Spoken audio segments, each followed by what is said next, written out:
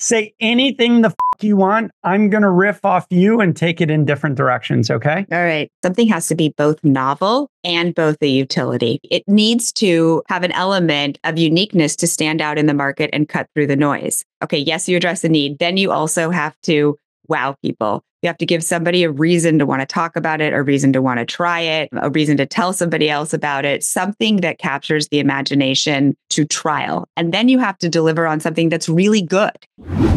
This Week in Startups is brought to you by Vanta. Compliance and security shouldn't be a deal breaker for startups to win new business. Vanta makes it easy for companies to get a SOC 2 report fast. Twist listeners can get $1,000 off for a limited time at vanta.com/twist. Oracle. Oracle Cloud Infrastructure, or OCI, is a single platform for your infrastructure, database, application development, and AI needs. Take a free test drive of OCI at oracle.com/twist. And Mercury. With Mercury, you can simplify your financial operations with banking and software that power your critical financial workflows, all within the one thing every business needs, a bank account. And with new bill pay and accounting integrations, you can pay bills faster and stay in control of company spend. Apply in minutes at mercury.com. Mercury, the art of simplified finances. Welcome back to This Week in Startups. I am not Jason Calacanis. I am Mark Suster of Forerunner Ventures. I'm so excited for my guest today. It's Kirsten Green, who is the founder of Forerunner Ventures. She founded it 12 years ago, has raised, in my estimation, about $2.3 billion. And for anyone who doesn't know, to go from zero in 12 years, founding a firm, raising $2.3 billion is an enormous achievement. She is probably the best known consumer investor in venture capital of our era, having backed players like Chime, Warby Parker, Dollar Shave Club, Glossier, Hotel Tonight, and others. Welcome to the show. Thank you, Mark. And thank you for that very kind introduction. It's pretty succinct, right?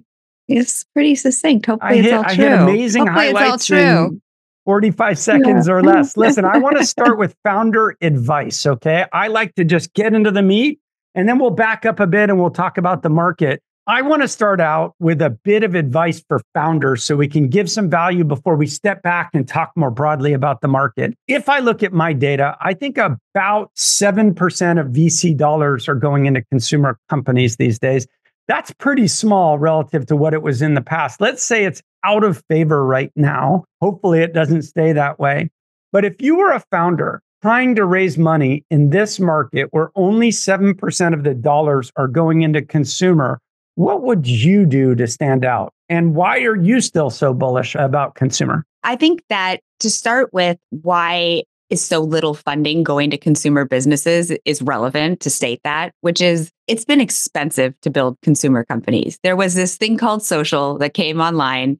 It really created an opportunity for businesses, digital businesses, to get in front of consumers and for there to be network effects and all of that. And I think it allowed discovery and propelled discovery. It has gotten expensive. It's gotten crowded. It's gotten expensive. You know, one of the things that I think exciting about consumer businesses is they do have the potential to go after large markets, but you also have to get large audiences to really demonstrate and show your product. And that can be, you know, that is an expensive endeavor to get after. So one, it's just a lot of upfront marketing and cost. Two, it's a very crowded marketplace, because there are low barriers to entry. There's high barriers to scale, but there's relatively low barriers to entry. The internet has become a overwhelmingly crowded space, and rising above the noise is hard. It's harder than ever before. And in the face of crowded ad markets and expensive ad markets, it's even harder. And then there's the reality that like consumers can be fickle. And I think that scares people more than it needs to. But that's like a prevailing, you know, kind of perspective. And so all of that sort of has people leaning out on consumer in general from the investment side. I think things do go cyclical. I want to explain to users just how this works, okay? So Upfront was doing a lot of consumer between 2012 to like 2015, 2016. And we actually ourselves carved back and started focusing way more on B2B and way more on like tech, deep tech products. starting around 2018. And I want to explain why. Chris Dixon, I think, says it best. He said the social networks are about attract and extract. And what he meant was in their growth phase, they try to attract massive audiences of viewers and massive audiences of people who want to spend money. Once they get the network effect, like Twitter, Instagram, Facebook, then they're in extract mode. So give an example of Instagram. Instagram would let you post anything you want for a while if you were a brand. And then what they started doing is reducing the amount of organic traffic they would put you in front of. But over the last few years, if you are a brand on Instagram and they do a post, only 17% of your audience sees your post. Why? Because Instagram, Meta, knows that if they can reduce the footprint of what you're actually seeing, you actually then have to pay to get in front of your audience. That's extract. So the cost of acquisition went up dramatically because these platforms became big and extractive, and there has to be new ways to get to cost effectively in front of customers.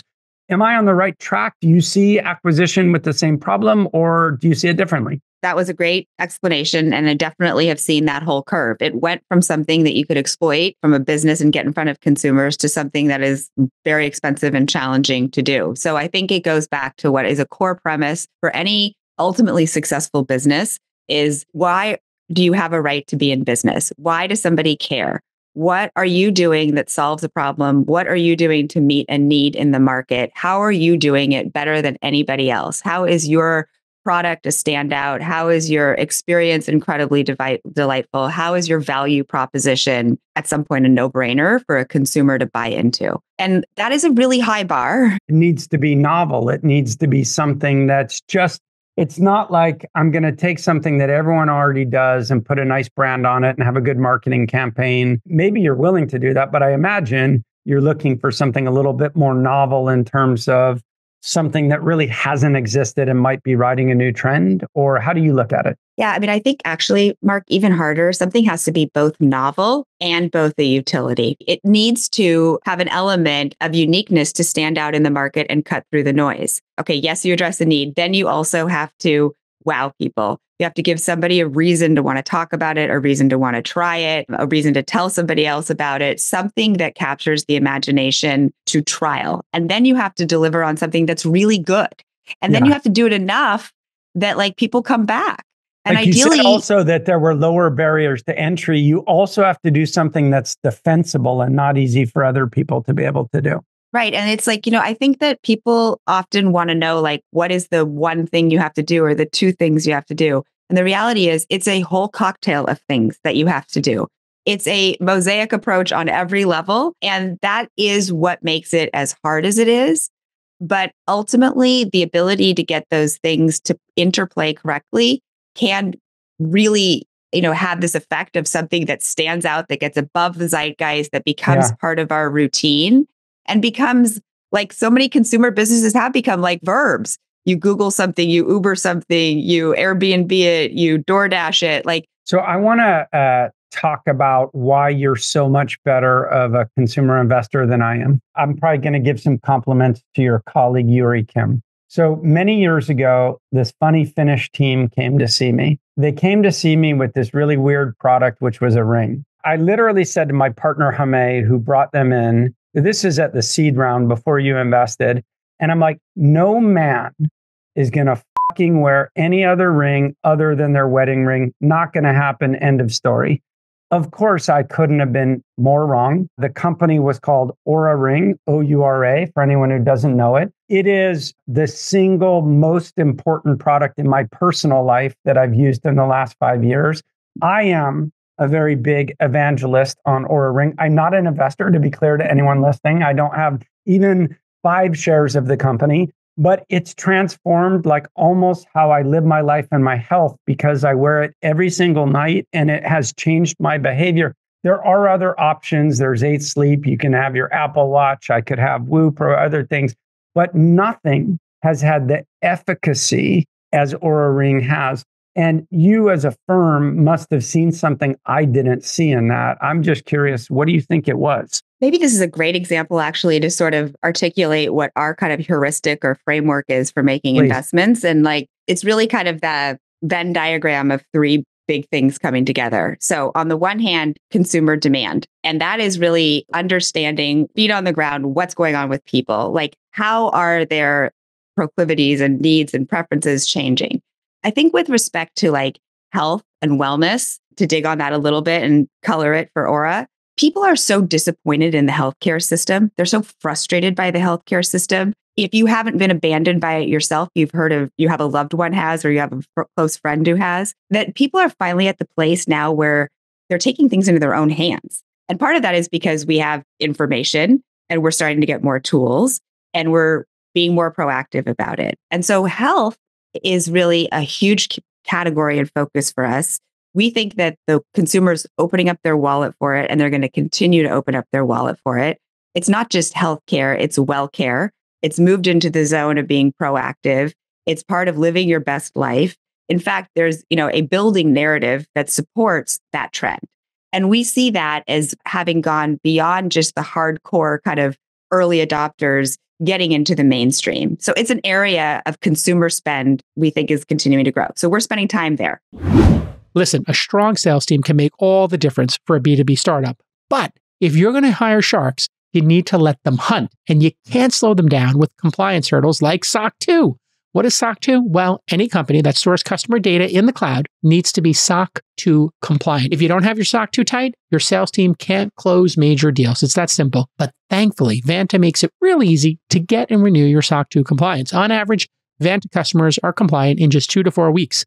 Without Vanta, it takes 3 to 5 months. Vanta can save you hundreds of hours of work and up to 85% on compliance costs. And Vanta does more than just SOC 2. They also automate up to 90% compliance for GDPR, HIPAA, and more. So here's your call to action. Stop slowing your sales team down and use Vanta. Get $1,000 off at vanta.com/twist. That's vanta.com/twist for $1,000 off your SOC 2. Then we're looking at saying, where are the opportunities that business is missing the mark, where there's some needs? And this, kind of pretty quickly dovetails into what I said earlier, which is like healthcare is missing the mark. So like, how do we live healthier, better lives? Like what products, services can help us do that? In the realm of wearables and data and quantitative self, those are things that didn't exist before. They're tools that people can use. They're things that can inform decisions and build habits. So that's a new product and a new service to meet that need. And then you go down to kind of like the technology and the business model innovation. And the reality is that the ability to get all of the data off of your finger and to put it into a small little device like a ring, is something you couldn't have done a few years ago. But at the time when Oura was just starting, they were really pushing the envelope on what could happen in a very small chip, in a very small device, and bringing something to life that couldn't be brought to life before. And that, when you're first to market, is an advantage in just standing out, right? So going back to what we were talking about before is like, what's the wow factor? There are several other rings on the market now. So like competing on the form factor isn't enough. But at the time, it was novel. And maybe you would have looked at it and been like, I don't want to wear another ring. I'm not even terribly comfortable having one ring. But there's another part of you that's so interested in your health, that's so interested in the game of health and keeping up with it, that you're willing to try it. And then you're wowed by the experience. Yeah, I think that there were people who came out before Oura Ring, by the way, and I'm sure you know this. Brad Feld famously had invested and talked a lot about this. It was like, sleep is important to quality of life, and therefore I want to track my sleep. But they were little things you wore on your head. And what they didn't quite get right, I think, is the form factor. Many people have a partner in their bed and you don't want to look, unless you have to, you don't want to be that person with the funny thing on your head. So nailing the ring, I think, this is my wedding ring, and I'm very happy to wear a ring. I wear my Oura Ring only to sleep, and it's perfect for me for that. I know many people wear it for exercise, but nailing that form factor, I think, was a big unlock. It was. And I think from our standpoint, we built early conviction that there would be enough willingness to do that, given the strength of the value proposition in the data and the other information people wanted. It also has the factor of like, it's on your person, So you're walking around with it and you can talk about it versus that headband that you just referred to. The only person that's going to see it is the person sleeping next to you. And that's probably an unfortunate display of the product at that point in time. The thing I would say to anyone thinking about consumer that I've often thought about was live strong. And obviously, when the person behind your brand becomes a fraud, it's harder. But, people proudly wore, if you don't know, it was Lance Armstrong's thing, and they proudly wore the yellow band. And in a way, like wearing it was a status symbol. It was like wearing, I don't know, whatever, people who want to wear a brand around Balenciaga or whatever. And it was a display of like a lifestyle choice that they made. And I think wearing an Oura Ring is that. It's a conversation piece. It's like, I have this thing that is important to me. It's, you don't wear it not typically on your wedding finger. So you see people wearing it on their, your forefinger or whatever. Yeah. Even I noticed it in TV shows like Jennifer Aniston, I think was on the morning show or whatever. And she wore one on the morning show. And I'm like, oh, she's got an Oura Ring on. So I think it does, like, if you can have a product for which people wear it with pride and the brand of it. The other example I would give you of a company we backed was Ring, the security doorbell company. Yep. What they did that was super unique, because obviously you don't walk around with your Ring camera, but they built a unique sound on your phone. And it was different than any other sound when someone went in front of your house. So when I'm at dinner and I hear that Ring sound go off, I'm like, they got a fucking Ring. And I'm like, cha-ching, right? And hats off to Jamie Siminoff for understanding that. And I have encouraged every company that has notifications to do that, like have a unique signature or footprint that people feel pride in that thing going off. Exactly. That's good advice. We're sitting here in 2024. The topic that everyone in the industry talks about is AI. So I really want to come at this from two perspectives. I first want to talk about, in what ways do you think AI will change how consumer companies or applications are built? Well, first off, yes, we're all talking about AI. I'm actually really excited about generative AI and all the new products and services that can be imagined and come to life. And it's always hype at the beginning because there's, I think, that moment of creativity where just lots of stuff's being thrown up, being played with and tested. And who knows how much of it is viable, but you kind of got to go through that phase to get to the, okay, this is actually going to work and this is going to be a real business. But if you kind of step back and say, like, I actually don't think that many of the premises change. I think it maintain the basic premise of, like, are you addressing a need? Are you going to offer a great experience? And you know how to connect with your user on that, right? And so I think that in that realm, like, AI is like, does it make your product better? Can you leverage it to make your product and your experience better? Can you leverage it to make your product possible that wasn't possible before or wasn't economically viable before? All the other stuff, like what's going on with people, how are their needs changed, like that framework maintains and persists. It's just now that there's like a new tool in the toolkit or there's new advancement to maybe improve a product or bring new things to life. Have you started to think about, and I don't think anyone has the answer to this, so I want to preface with that, but have you started to think about how consumers want to interact with technology differently because of AI? Yeah, we have. It's super fun to start dreaming about that, right? And that's all anybody's doing is dreaming right now. We don't yet know. We haven't seen it, but we've been doing a lot of primary research with users and obviously meeting a lot of companies and seeing a lot of like early adoption. And I think that the framework that we're working off of is kind of two-dimensional, if you will. So it's like two main axes, maybe. So one is do it with me or do it for me. And there's a spectrum of that. So, do you have the AI bring you along in learning something, doing something better? Or does it just take it off your plate and do it and everything in between, right? And then the other one is do it faster or do it better, do it higher quality. And if you think about plotting those on an X and Y axis, we're just exploring like, okay, where is the biggest pull coming from on that? And I think for different types of services or experiences, it's different. It lands in different spots on those quadrants. There's always a say-do gap with people. So I think you've got to kind of think practically about like, what do people say? How are the actions mapping to it? What do you really believe it will land? A lot of it feels like the do it with me and do it higher quality is where people are focused right now. And maybe that's where we are on the adoption curve. But I think that in the context of that, like greenfield opportunity. All right, AI might be the most important new technology, well, ever. We know that. And it's storming every industry. Literally billions of dollars are being invested. But the problem is AI needs a lot of processing power. It needs a lot of speed. So how do you compete without your costs spiraling out of control? Well, it's time to upgrade to the next generation of cloud with Oracle Cloud Infrastructure, or OCI. OCI is a single platform for your infrastructure, database, application development, and all your AI needs. And OCI has 4 to 8 times the bandwidth of other clouds, offering one consistent price instead of variable regional pricing. And of course, nobody does data better than Oracle. So now you can train your AI models at twice the speed and at less than half the cost than other clouds. So if you want to do more and spend less like Uber, 8x8, and Databricks, take a free test drive of OCI at oracle.com/twist. That's right, oracle.com/twist. Oracle.com/TWIST.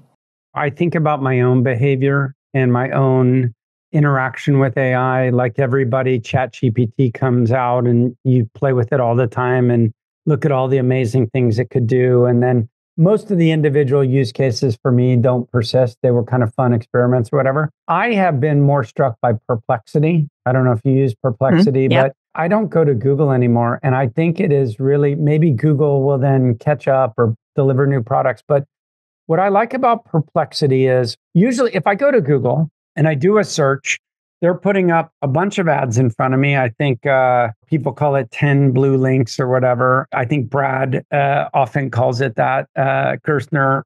So you get 10 blue links of ads in front of you.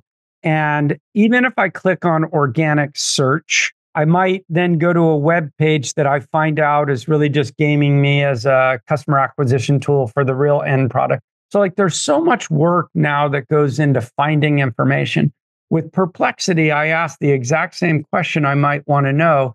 It gives me the answer, and then it provides me links to relevant sites that I can click on just to double check that the answer is correct and not hallucinating. And I find that's changing my behavior of how I'm interacting with the technology. I mean, that's a really prime example of like what I think is like the next era of real opportunity, which is we're just talking about it around our table as sort of the shift from access to edit. So for the last 2 decades, if you will, technology has been unlocking things. It's been opening up access to information. It's been opening up social network. It's been opening up the ability to get information at any time, to buy products anywhere. It's really been more about creating accessibility. When we look deep into like what's going on with people and, you know, the nuances of how their behaviors are changing, we believe that like what people really want now is some edit. It's too much. It's become overwhelming. That search experience that you described, it's not productive. It's actually not saving me time. It might be wasting my time. Yep. And people are like, you know what? I want something that is like, I give all this information to technology. Why can't it do a better job of personalizing to me? Personalization has been talked about for 2 decades. I think I've invested in plenty of companies where people have said, this is personalization, just hasn't delivered. If you go to Amazon today or I go to Amazon today, we probably go to the same page. I mean, it's just not. And so because I think it benefits Amazon, like sometimes probably the business models have been grounded in that too, right? So that if you think about most of the, like a lot of the companies have been built at a time when, you know, a decade ago and the landscape was different and that informed the business model that they have. And you get down the path of building a business and you've got to kind of work within the confines of that. Well, this is a step change, what's possible now, because Gen AI does make the possibility of personalization, or it does make personalization actually possible. And I think that is going to create an entirely new expectation, really, from the consumer on what a great experience is. And it's going to, you know, I think that it's going to be part of a set of wow factors that bring new users into new products. And I think it's going to beg for reinvention of business model. Lots of change happening there. I think people have forgotten just how disruptive mobile phones were, meaning, you know, we had a way of interacting with the web before mobile existed. And then mobile came and obviously it changed the screen size. It changed. It knew where I was. It had new behaviors. Like I walk down the street and I open Yelp and I want to know coffee places around me because I'm in a different place. So it had location. It could on healthcare, as we talked about earlier, like I'm a huge user of Strava. I don't know if you've ever used Strava, but it could know the route that I ran or the route that I went biking. And so having mobility really changed how we interact with technology. And I think AI is going to do that or is already starting to do that because it changes, the area I've been fascinated with for 30 years, I'm too old, called HCI, which is human computer interfaces. Like, how do we as humans interface with technology? And I think technology's become too overwhelming. And what AI has the ability to do is extract away a lot of the bullshit and get us quicker to what we want out of the technology. Right. It's the next level of being context aware, right? And the analogy of mobile is really relevant. Like what you described, mobile made the idea, the possibility of being location context aware made the experience magical or that much better, that much more useful.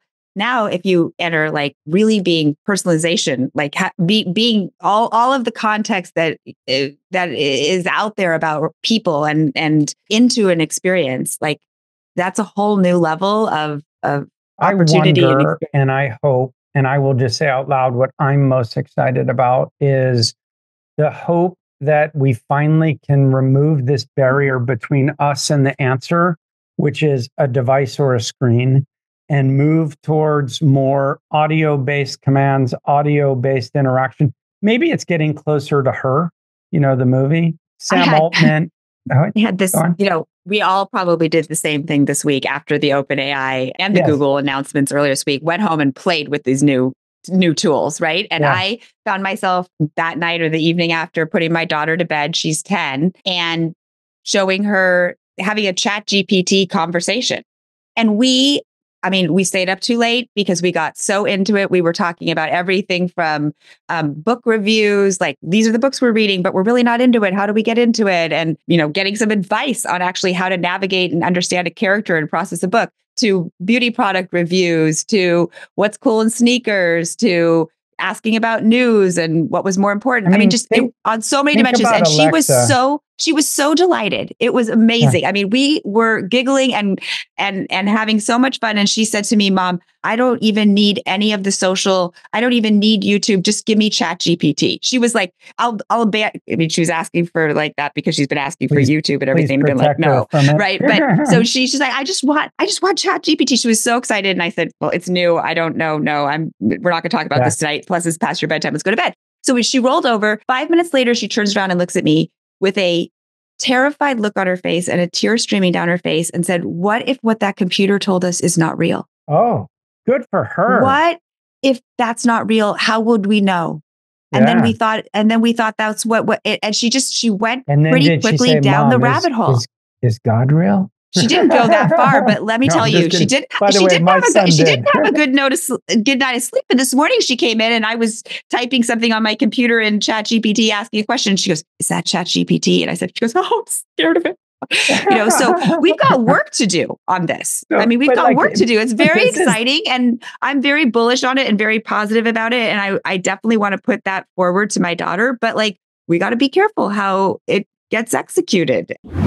Most startups have tight runways, so keeping your finances in order is critical. And we all know it can be really complicated. You got all these tools, you got bill pay, invoicing, reimbursements, and you have to run all your financial workflows. And we all know these things are all connected to your bank account, but the tools you're using aren't integrated with each other. Luckily, Mercury solves this by powering all of your workflows from the bank account. Having these workflows powered by banking lets you get more accurate visibility into all your money movements. For example, rather than monitoring multiple tools, simply check your bank account for a real-time view of every outgoing payment and every incoming invoice, so you control how and when money moves in and out of your business. Why send money to another platform to pay your bills? By getting rid of third-party processing, you pay the bills the moment you need to, so you can maximize your cash flow.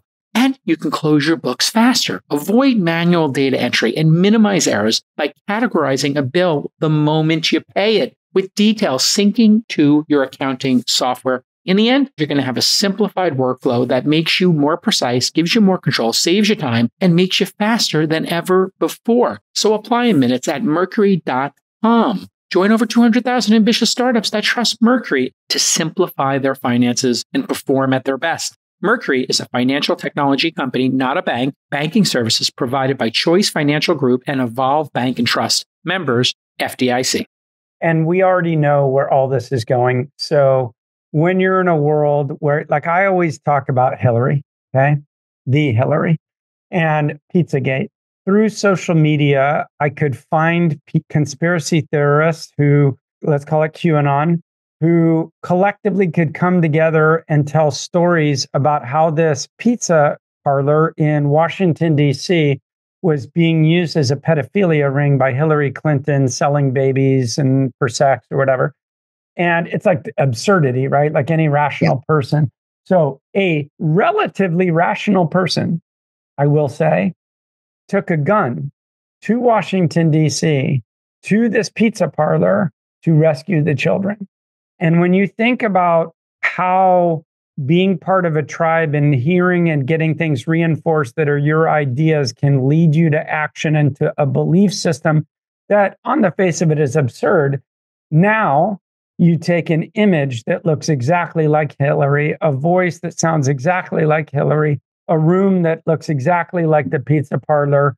You put that online, you share it with people, you have conversation, people believe it. Like, think about that world. Like, we're going to have to be in a world where we need real identity and we need to be confident that something is real identity and the answer is a real answer. And I'll just say one last thing, Kirsten, is also the model that these are trained on is susceptible to interference. So do you think if you ask in China, tell me about Tiananmen Square, you're going to get a real answer? Right. Of course you're not. So the models that it's trained on are going to be trained to help with propaganda of what people who have large amounts of money and resource and a vested interest want us to hear. I know. The edit that we're excited about getting in the face of being overwhelmed also has its downside.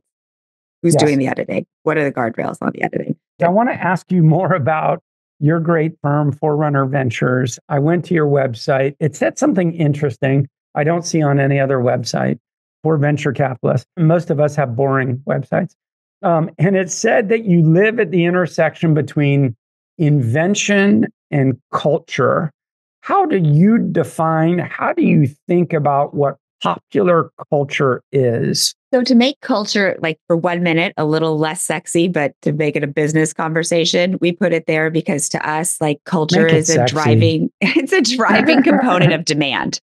Okay. Right. And ideally you're building, you're inventing into the demand curve. Those are two things that we are always exploring. Like, where's the opportunity as we're thinking, particularly about early stage businesses, right? So you're trying to build into something new. So that makes culture like highly relevant in the context of that. I think when people say culture, they generally think of pop culture, right? Okay. But really culture is way more than that. And in the context of what we're doing here, it's more along the lines of how are people's needs changing, their preferences changing, their behaviors changing. So that really that's driving the demand and the need. I think that like there's a lot of ways to get to a belief system around that or some ideas or learnings around it. I think it starts with being curious, being curious, wanting to know the answers to those questions, being open-minded about it, being flexible about how you kind of imagine what a signal today might mean tomorrow for, a future action or behavior. Can you give me an example in the last 10 years? So I'll give you a really wide net of a cultural shift that you've noticed in society and how something like that could become investable. I didn't prep you for this, so you can punt it. I have an example, but I want to lead with you. I love the question, and we could probably play with this for an entire podcast. We actually already talked about this, Mark, when we talked about health, right? It's been a cultural shift in how people view about health. It's still very much underway. It's not something that's like, I think the way everybody in our country talks about health, but I think that health has become wellness. And I think that the culture is moving towards taking responsibility for having your own healthy life, not waiting until you're sick and then being frustrated that somebody wasn't able to save you. And so that really is a cultural shift, which is in the form of demand for new products and new services.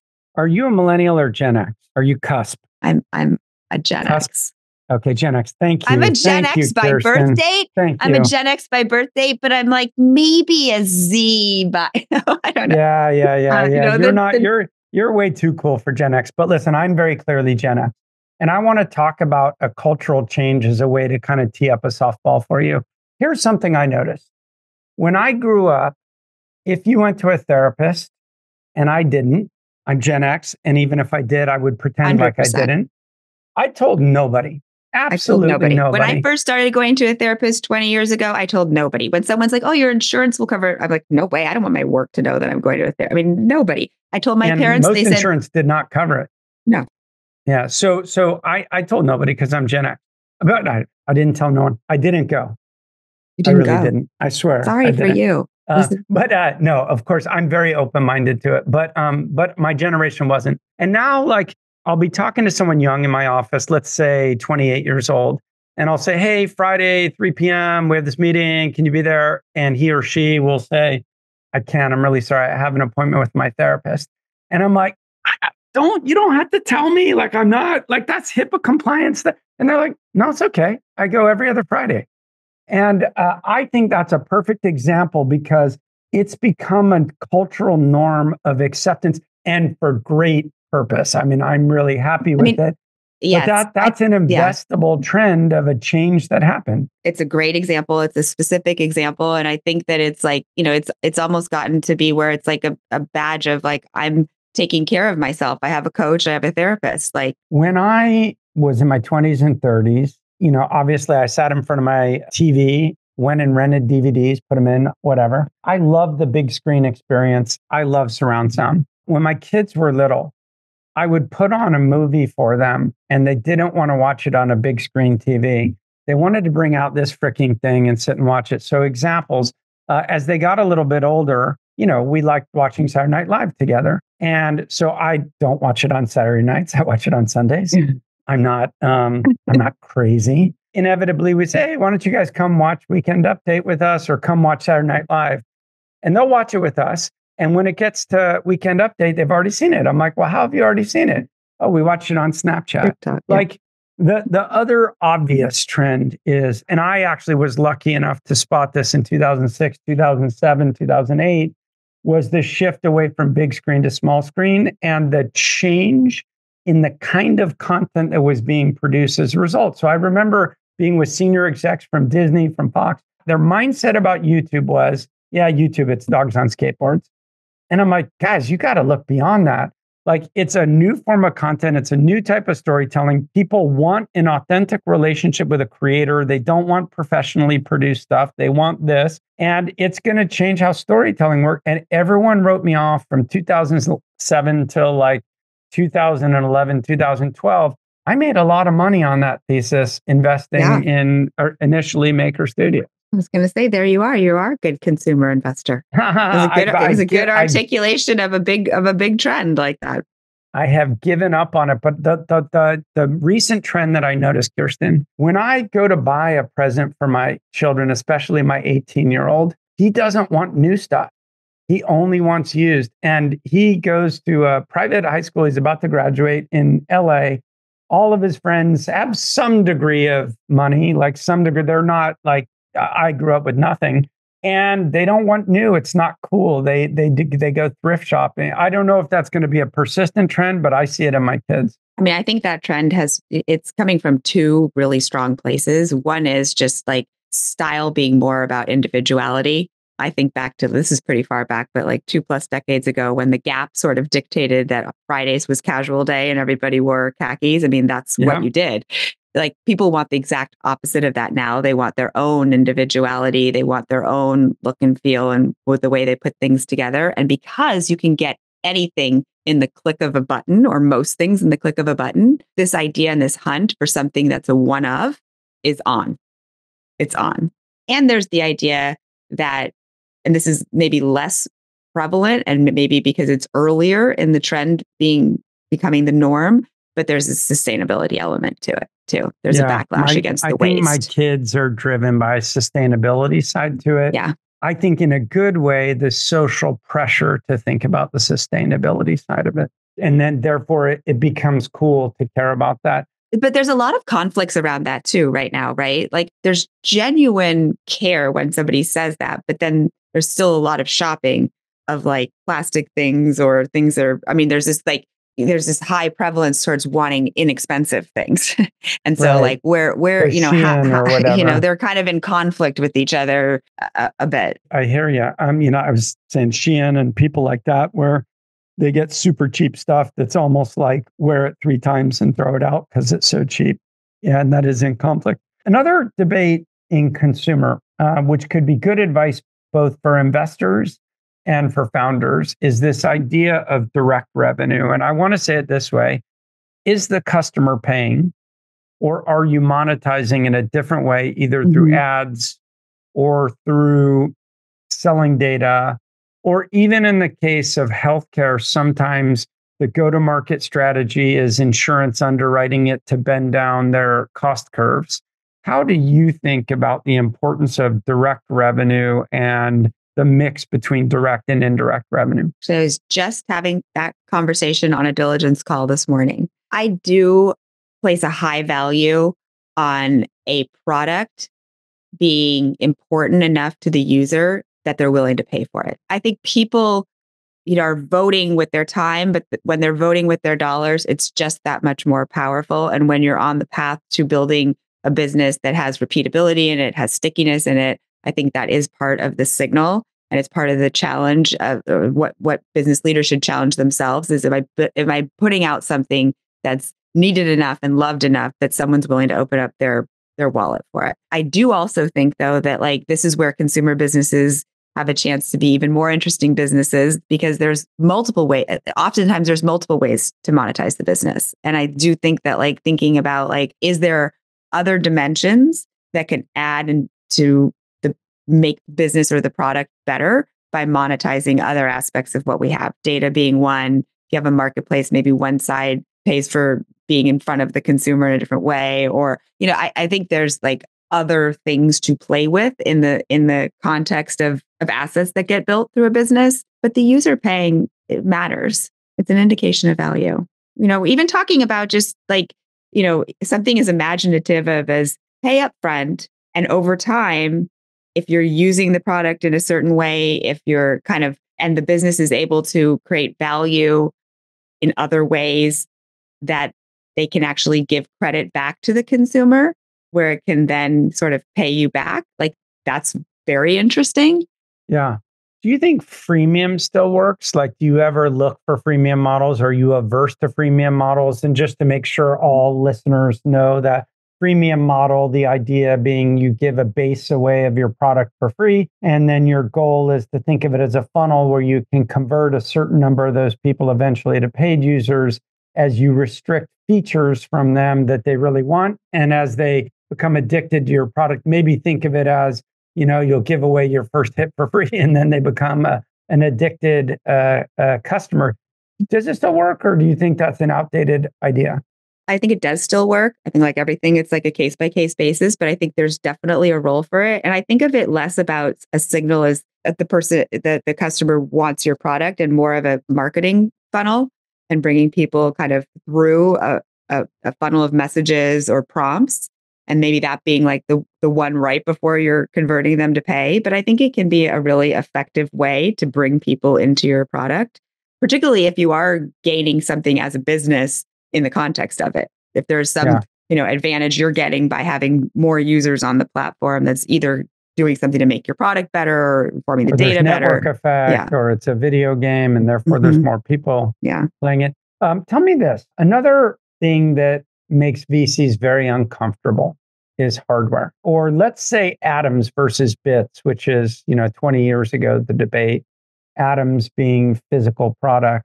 Some VCs are just absolutely allergic to them. Where do you stand on atoms versus bits or atoms plus bits?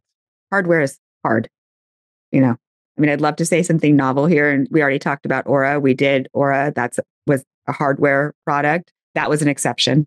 It was an exception because it fit so squarely into other trends that we felt so strongly about. And we could see and feel the product, and there'd been de-risked, at least bringing the product to market. That mattered. But I do think that there are so many risks inherent in being an early stage founder and in being an early stage investor. And you add in something that is as capital requiring upfront, that has as many points of failure from idea to product that you can actually sell and start to monetize. It's extraordinarily challenging. You have to be extraordinarily convicted on the size of the opportunity on the other side of it to basically kind of make it worth the journey that you need to go on before you can even get it to market and start getting customer feedback. So it's not a category where we play in comfortably often. It's that interesting. Being said, think about this. Okay, so I don't know if you've seen a bunch of this lately, but I've been seeing more and more humanoid robots. So there are a class of entrepreneurs out there that are, at some point, we're going to have humanoid robots. We're going to have droids, and people are starting to work on it. And I think it's really exciting, and I believe in that trend. But, goodness gracious, it falls into the spectrum of there's more money than there are really compelling companies to invest in, which is making our business incredibly competitive. And I think forces us to kind of approach it that way. But there are also more amazing companies being built that I need to invest in. We're all driven as investors in different ways, like different things motivate us, inspire us, or give us ideas. I fall into the camp of being overly driven by macro trends, like macroeconomic trends. And so what do I mean by that? Like, one of the biggest themes for me of the last 5 years is the demographic changes. So declining population in almost every major country around the world, and people living longer. And when you take those two things together, what it means is we get persistently low unemployment. And we are increasingly putting large amount of costs into things like extending life and healthcare that are going to be harder for us as a society to afford. So why do I mention that? I had dinner with this really smart lady last night. She's an investor. And she was talking about how the economy isn't doing well. And I said, well, what's the unemployment? She didn't know. She knows lots. She didn't know that. 3.7%. It might go up. But there's a kind of trickiness to unemployment going up, which is we don't have a lot of workers. And so if you want to open a new business and you want to get a lot of low income workers, they're just not out there. And it's because the baby boom generation, which came after World War II, was the largest population cohort we've had in the United States. And they're already well into retirement. And the people who came after them, which is you and me, Gen X, we are a much smaller cohort. When the millennials are at their peak earning, when they are at, call it 30 to 50, and they're earning lots of money pumped into the economy, that's about 13 years from now. And that's when we finally will pick up some of the slack from the reduction in workforce from baby boomers retiring. So what I say is I'm looking a lot at things that either have robotics to fill some of these needs, or automation, which has become AI to serve these needs. So if people are living longer and we have fewer people and unemployment is persistently low, robots in people's house, even just as a companion for elderly people, is going to be an incredibly important thing in terms of well-being. So I think there's just so many use cases for stuff like this. Yeah, 100%. Maybe that's my definition of older culture. They need humanoid robots. And then on hardware, I would say, I think you make money in venture capital. You make money as an investor in any category by believing in things that other people don't believe in and being right. So what I love about Forerunner is you believe in consumer, you've made a lot of money in consumer, you have a lot of knowledge of how consumer works, and you've got the brand to attract entrepreneurs. And because all the dollars have pulled out and are focused on other things, you now have a better swim lane. And as long as you still believe in it, and if you're right, and I suspect you will be, your next 10 years should go really well. I have always believed in hardware. And I've always had to argue this to other people, which is this. hardware is the greatest determinant of value because it means someone has to pay. And it is the best defensibility if people buy it to create some degree of lock-in. It has to be hardware plus software. Oura Ring got version 1 right with this beautiful hardware product. I don't think they would have built as interesting as a business if they didn't eventually add on the services component, the monthly subscription. I still think they need to improve their software and make that better and add more value to me. I suspect they will over time. But I'm always looking for the hardware plus software. What made Apple so successful? It's not that they have an app store. They wouldn't have a right to have an app store if they didn't have an iPhone, right?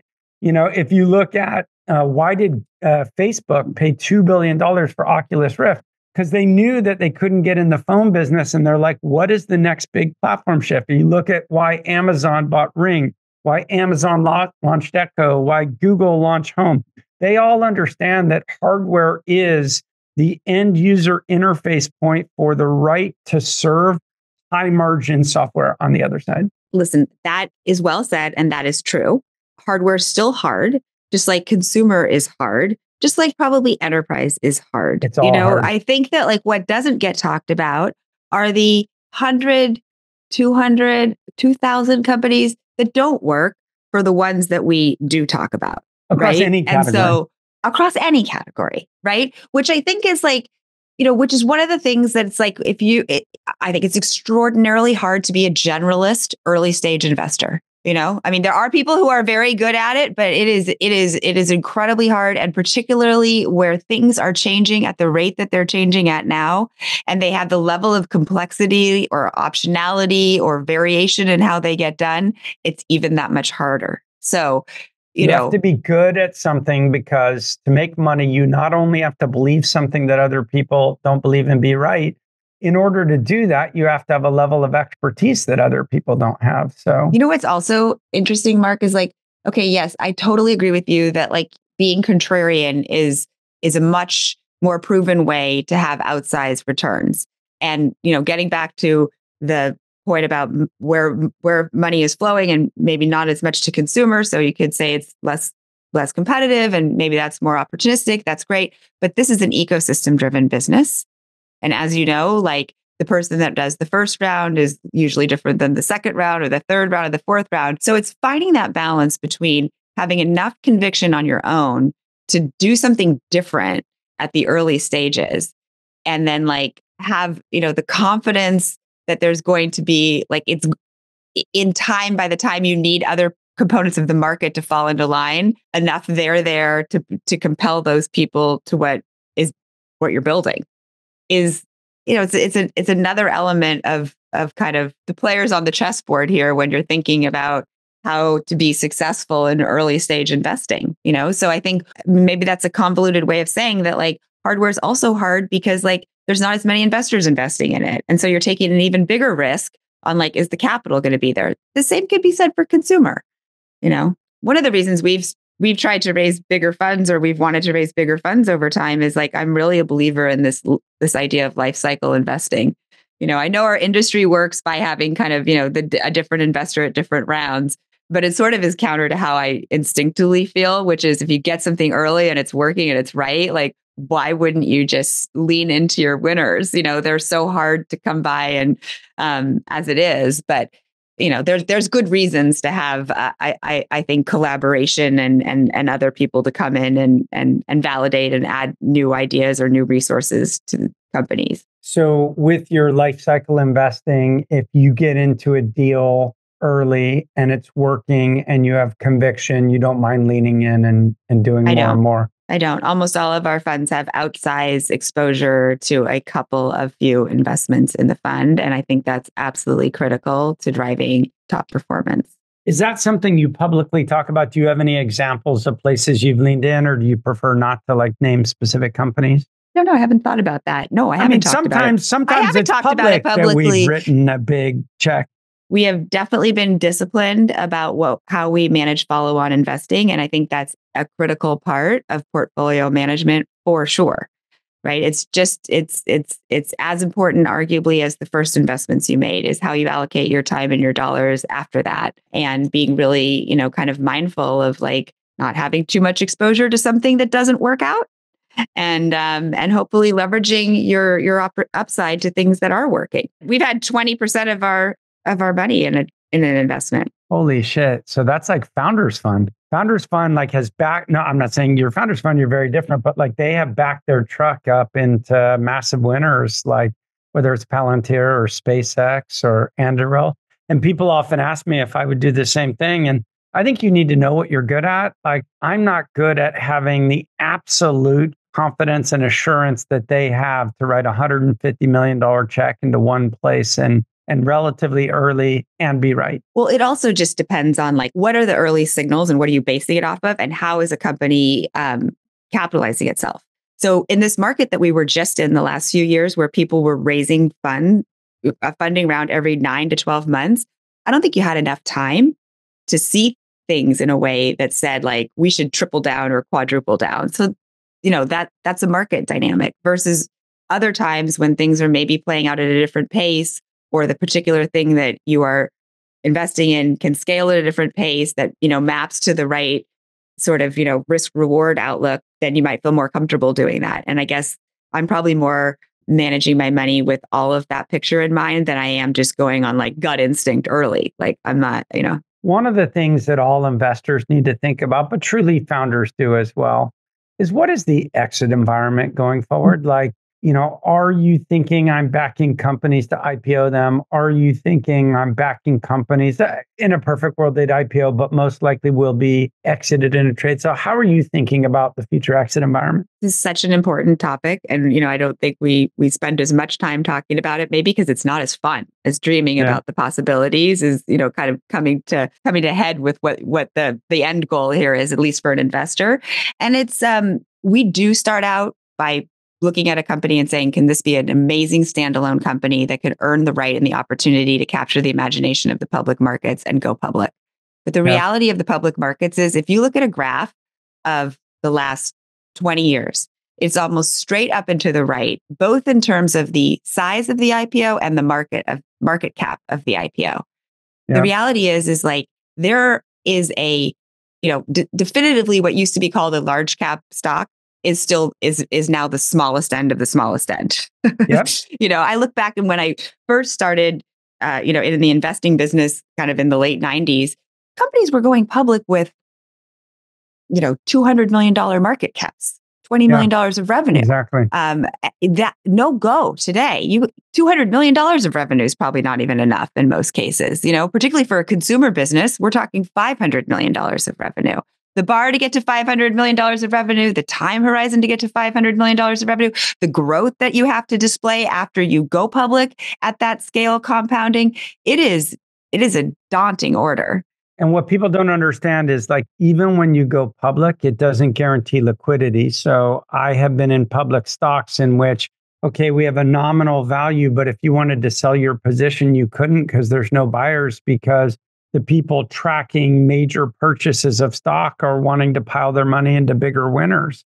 And so like you could be public, but there's no way to get out of the same stock. Thing we were talking about, like the ecosystem that fuels a company from seed, on to scale, is that ecosystem continues into the public markets.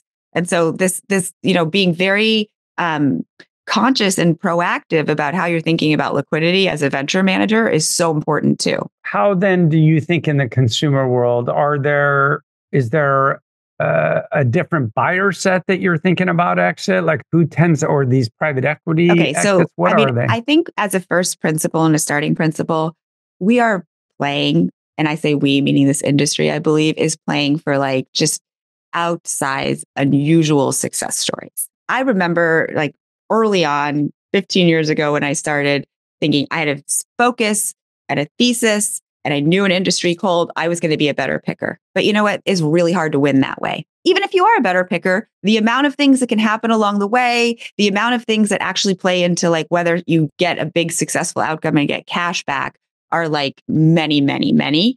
And I think that the realities is that it's one or two companies that drive like huge outlier funds. So it is about finding enough risk, enough opportunity and taking enough risk to kind of expose yourself to those kind of way upside cases.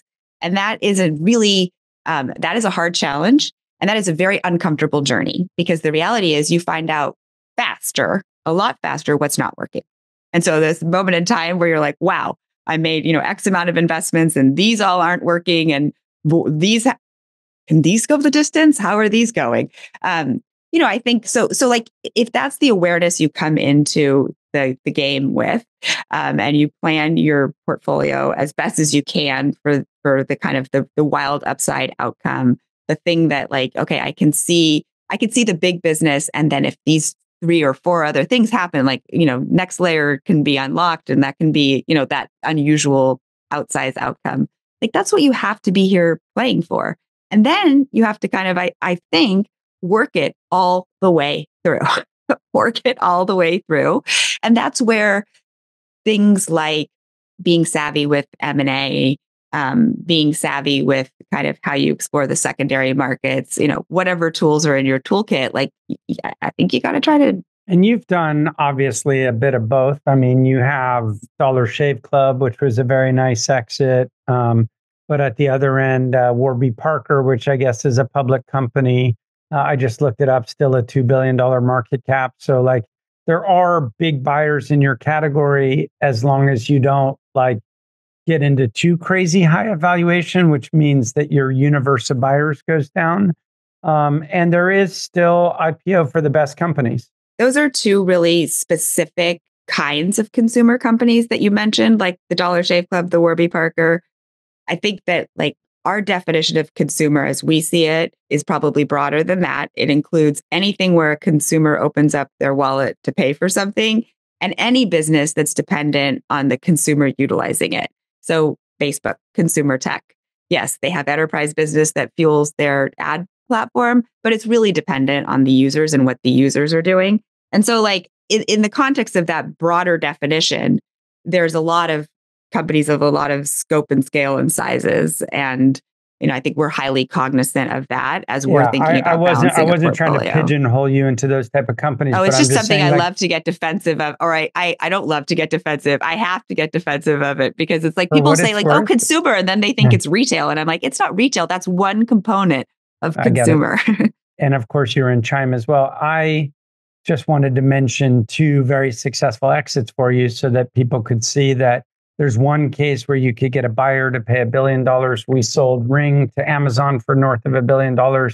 And another case where they were able to go to the distance, make the company public, and still yet have a $2 billion valuation as a public company, and hopefully grow over time. So I was just trying to point out that both of those exist. Thank you, Mark, for that too. And also we had we were first early investors in HIMS, which was a SPAC company that I think has like worked its way through that journey and is finally getting the respect in the market for being an incredibly well company with great execution and a huge market. As long as the CEO can avoid talking about politics, it can go the distance. But I'm not going to grind you on that. I'm not going to grind you, and I'll leave it to him to sort out how to do that. But can I say one more thing on the public thing? Because this is the topic I'm passionate about too, which is, please, what do you think the possibility is, or what would it take to bring back the small and mid cap market? Because so much value is being trapped in the private markets. And really, if you think about kind of, broader economic opportunity, broader participation with people in the growth of the economy and companies, like having it all, kind of in, more closely held hands until it gets to be $10 billion. And then the growth rate is totally different. Or maybe that dearth of small and mid-cap companies even cuts off some of the opportunity for businesses to succeed. Like it's a mess. It's a real mess. I'll tell you what I think. And obviously, Bill Gurley is the expert on this, so I don't want to pretend to be the expert, but I'll tell you what I think. First of all, I think the idea of small cap public stocks, that ship has sailed and it's not coming back. And the reason my less informed than Bill, but more informed than most people point of view, first of all, you now have algorithmic trading. You have so much driven by computer models. You have the business model themselves, so the financial institutions that no longer have the money to spend on supply side analysts to track stocks, to promote them to individual stockholders. You have the biggest tech companies driving the overwhelming amount of returns. And therefore, you also have more people wanting to put more dollars into people who are getting scale advantages, the Magnificent Seven or the 6+1, whatever you want to call it. Then you have the growth of people wanting to buy indexes, which is retail investors buying index.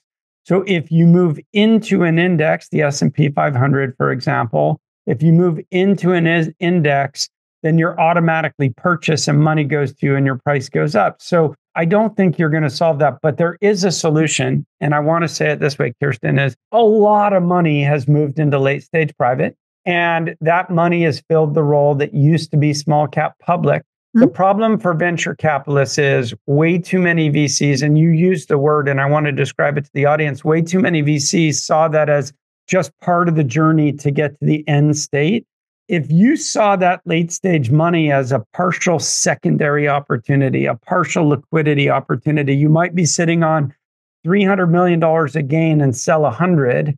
That serves the same function that the small cap public role used to fill. It's just that VCs, I think in part because the IPO market was allowing some big companies to get out, and also a little bit through greed of not wanting to give up upside, weren't taking the secondaries. And I think in the future they're going to. Yeah. And that's kind of what I was referring to earlier about just like working it. You really got to do that because the small cap and the mid cap market doesn't exist. Yes. And I think it's well known because I've said it a lot publicly, but in 2021, we drove a ton of exits through secondaries because of that reason, because we didn't think a lot of these companies were going to go public anytime soon. And our view is it was time to return some cash to shareholders. I want to have two final punchy questions and answers for you.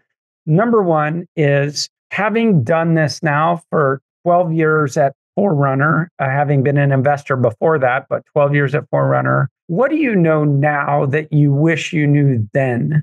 Oh, you know what? I've been playing with this, but from a different angle, Mark, which is I have been challenging myself to be very cognizant of how much I'm leveraging experience and things that I've learned and seen along the way, and against the beauty of naivety, the beauty of just taking the leap.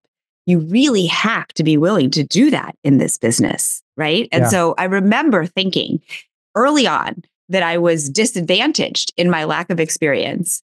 And I was on a fast pace to get a lot of things done. One of those things was experience, because when I got experience, I'd be better, I'd be more relevant, all those other things, right? Now, at 10 years and thinking about the next 10 years, what is it going to take to be really good at it? It's I get the benefit of experience. I'm happy to be able to leverage that. I think that's incredibly useful and powerful. But don't, stay open-minded, be flexible about the future. The reality is what worked yesterday is not what works tomorrow. That's the whole point of our business, is breaking things down and building new things, or not breaking things down. It's about building new things, right? So I think that looking to the past to inform the future is not the playbook or the architecture to use.